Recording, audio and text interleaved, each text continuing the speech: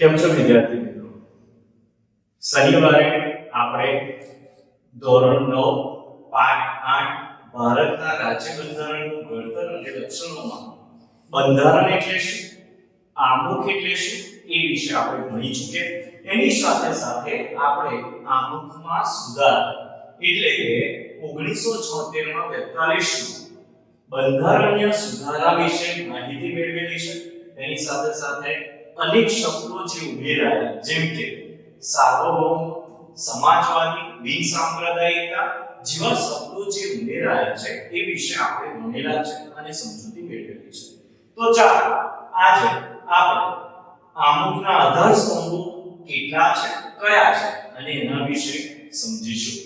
ભારતીય બંધારણના આમુખમાં વ્યક્ત થયેલા મહત્વના આધારરૂપ શબ્દ નીચે મુજબ છે, જેમ કે અમે ભારતના લોકો, સાર્વભૌમ, સમાજવાદી, બિનસાંપ્રદાયિકતા, લોકશાહી, પ્રજાસત્તાક, બંધુતા, ન્યાય, સમાનતા, સ્વતંત્ર અને રાષ્ટ્રીય એકતા અને અખંડિતતા વિશે આપણે સમજવા જઈ રહ્યા છીએ. તો આજે સૌથી પહેલા આપણે જોઈએ છે લોકશાહી. લોકશાહી એટલે શું? લોકશાહી એટલે કે પ્રજા, લોકો, આપણાથી બનેલો દેશ. જેમ કે લોકશાહીની અંદર આપણે જો સમજીશું તો ડેમો એટલે આ ડેમોસ એટલે લોકો. આ શબ્દ ક્યાંથી ઉતરી આવેલો છે? તો આ શબ્દ મૂળ ગ્રીક ભાષામાંથી ઉતરી આવેલો છે. ડેમોસ એટલે કે લોકો અને ક્રેટોસ એટલે કે સત્તા, લોકોની સત્તા. આપણે શરૂઆતમાં પણ ભણ્યા છે ડેમોક્રેસી એટલે શું, લોકશાહી એટલે શું. તો આપણે સમજેલા છે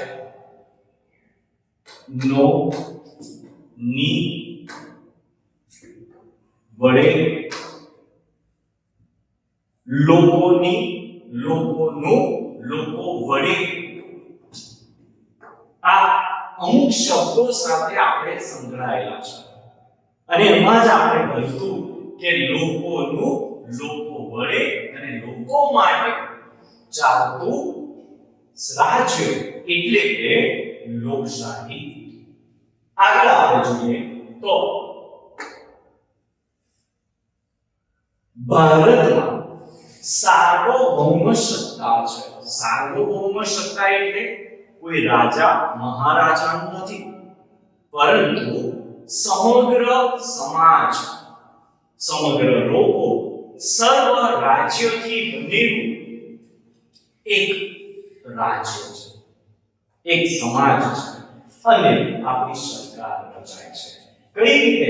તો નાગરિકો સાર્વત્રિક મુક્ત મતાધિકારથી પોતાના પ્રતિનિધિઓને ચૂંટે છે. આ પ્રતિનિધિ કોણ છે? તો આ પ્રતિનિધિનું 5 વર્ષના ટર્મ પીરિયડ પ્રમાણે 5 વર્ષ સુધી સત્તા ભોગવે છે. જવાબદાર સરકાર, પ્રધાનમંડળ સંસદને જે જવાબદાર હોય તેથી જ આને જવાબદાર સરકાર કહેવામાં આવે છે. કારણ કે આપણે સંસદના મુખ્યને ચૂંટીએ છીએ અને એ કારોબારી પ્રધાનમંડળ સંસદને જવાબદાર છે.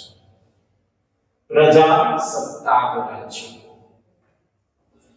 પ્રજા સત્તા એટલે પ્રજાની સત્તા. આમ ભારત પ્રજાસત્તાક છે કારણ કે અહીં કોઈ પણ પદ વંશ પરાગત નથી. કોઈ રાજા કે રાજાની પેઢી દર પેઢી ચાલતું શાસન નથી.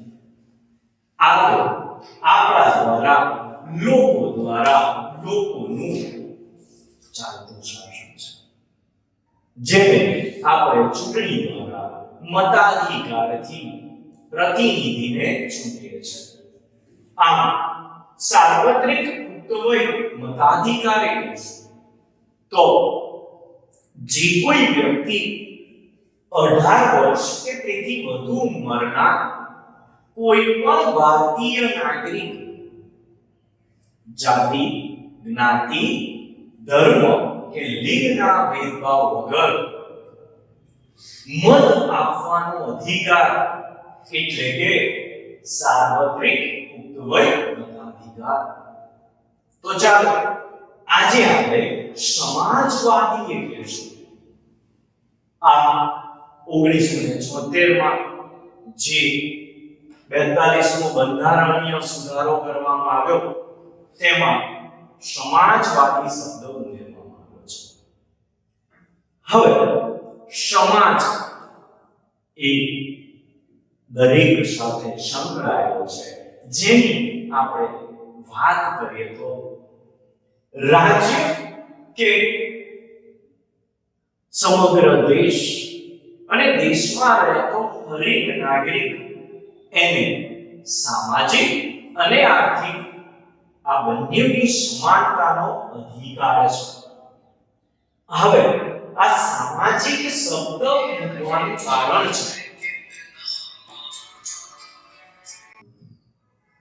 એટલે કે 1976 માં 42મા સુધારા પ્રમાણે જે બંધારણીય સુધારો કરવામાં આવ્યો એ બંધારણીય સુધારાની અંદર આપણે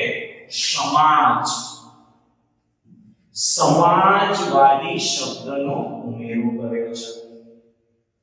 આ સમાજવાદી શબ્દ ઉમેરવાનું મુખ્ય કારણ છે તો એનો મુખ્ય હેતુ છે સમાજમાં જ્યારે ભારત દેશ આઝાદ થયો ત્યારે 1947 માં ભારત દેશ આઝાદ થાય છે ત્યારે ભારતમાં આપણને જોવા મળે છે શું?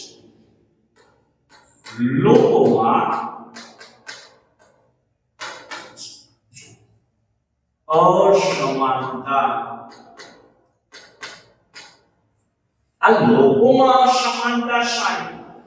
તો આ લોકોમાં અસમાનતા આપણને જોવા મળે છે સામાજિક અને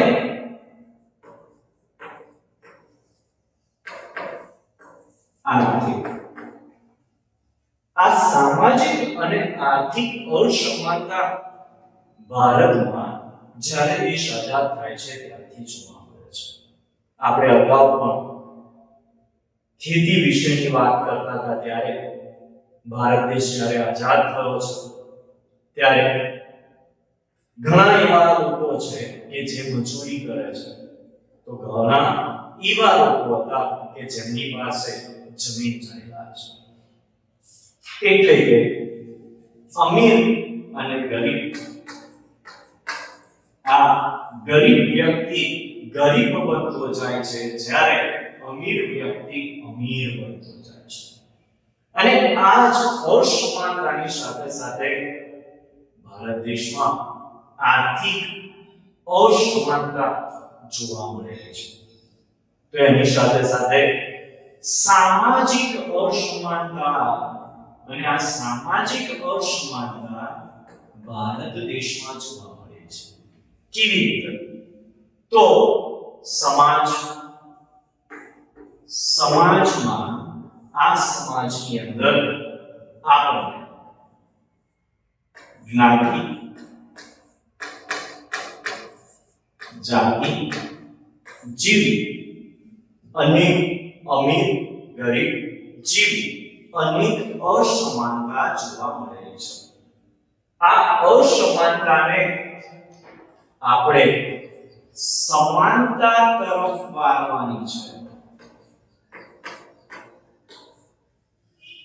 અને એટલે જ આ સમાનતા કરવા માટે સામાજિક અને આર્થિક સમાનતા પ્રાપ્ત કરી શકાય એ મુખ્ય હેતુ સાથે આપણે કલ્યાણ રાજ સ્થાપ્યો. આ કલ્યાણ રાજ શાના માટે સ્થાપવાનું છે? તો આ કલ્યાણ રાજ સ્થાપવાનો મુખ્ય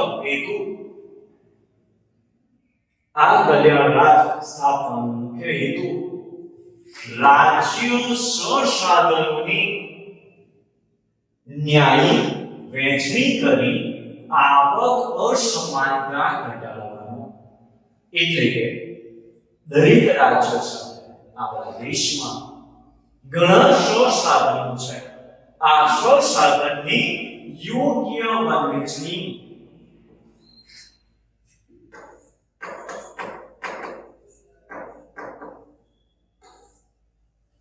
આ યોગ્ય વહેંચણીથી શું થશે? તો આ યોગ્ય વહેંચણીથી આવકમાં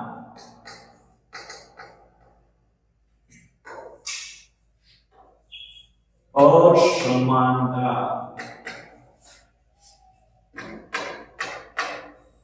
ઘટાડે છે.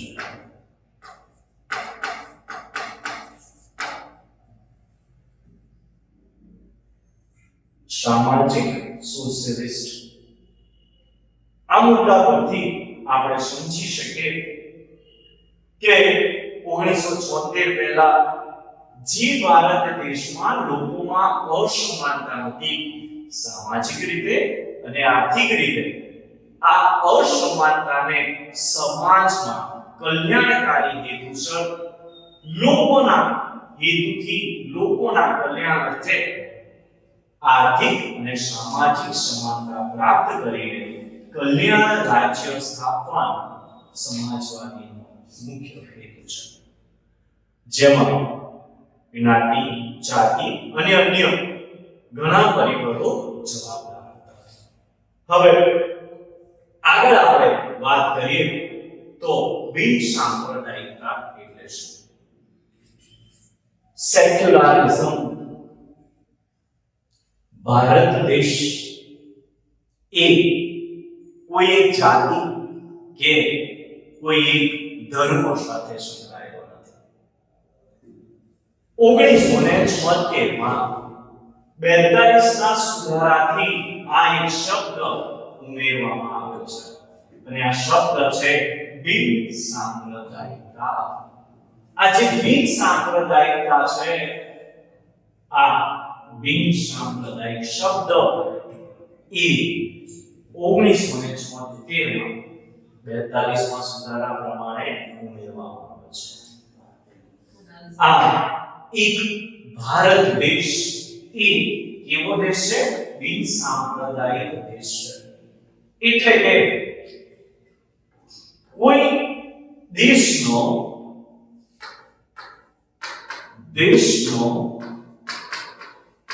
કોઈ એક ધર્મ નથી. એટલે કે ભારત દેશમાં દરેક ધર્મના લોકો રહે છે. દરેક દેશના નાગરિકો જ્યારે પણ ભારત દેશમાં આવે છે ત્યારે આ આપણી પરંપરા અને આપણી સાંપ્રદાયિકતા સાથે અનુભવે છે. કારણ કે આપણો દેશ એ કોઈ એક ધર્મનો નથી, સાર્વધર્મ સંભાવ શબ્દ સાથે સંકળાયેલો છે. એટલે કે દરેક નાગરિક ઈચ્છે તે અનુસાર પોતાનો ધર્મ પાળી શકે છે અને એ ધર્મ પાળવા માટે એ સ્વતંત્ર છે.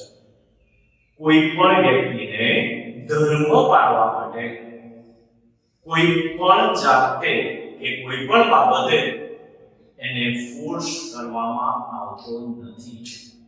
આમ રાજ્ય કોઈ પણ ધર્મના આધારે ભેદભાવ રાખી શકતો નથી. આપણે આજે ઘણા મુદ્દા સમજ્યા છે. એમાં એક રિવાઇઝ સાથે કરીએ તો ડેમોક્રેસી એટલે શું? તો ડેમોક્રેસી એટલે કે ગ્રીક શબ્દ ડેમોસ લોકોનું, કેરોસ ક્રેટોસ એટલે કે સત્તા પરથી ઉતરી આવેલો છે. મુખ્ય લોકોનો, લોકો વડે અને લોકો માટે ચાલતું શાસન. આ માટે ચૂંટણી પ્રક્રિયા, જવાબદાર સરકાર, પ્રજાસત્તાક રાજ્ય અને સિદ્ધાંતો સાર્વત્રિક પુખ્ત મતાધિકાર સાથે સંકળાયેલું છે. ત્યાર પછી આપણે સમજ્યા છે સમાજવાદી એટલે શું. આ શબ્દનો મુખ્ય હેતુ સામાજિક અને આર્થિક સમાનતા પ્રાપ્ત કરીને સમાજમાં, રાજ્યમાં કલ્યાણ સ્થાપવાનો છે. સાથે સાથે બિન સાંપ્રદાયિકતા એટલે શું. આપણો દેશ કોઈ ધર્મ સાથે સંકળાયેલો નથી. આપણા દેશના દરેક નાગરિક સ્વતંત્ર છે. પોતાની ઈચ્છા અનુસાર ધર્મ પાળવાની સ્વતંત્રતા ધરાવે છે. અને આમ રાજ્ય કોઈ પણ ધર્મના આધારે ભેદભાવ રાખી શકતો પણ નથી. આવજો, આવતીકાલે ફરી મળીએ છીએ નવા વિડિયો સાથે.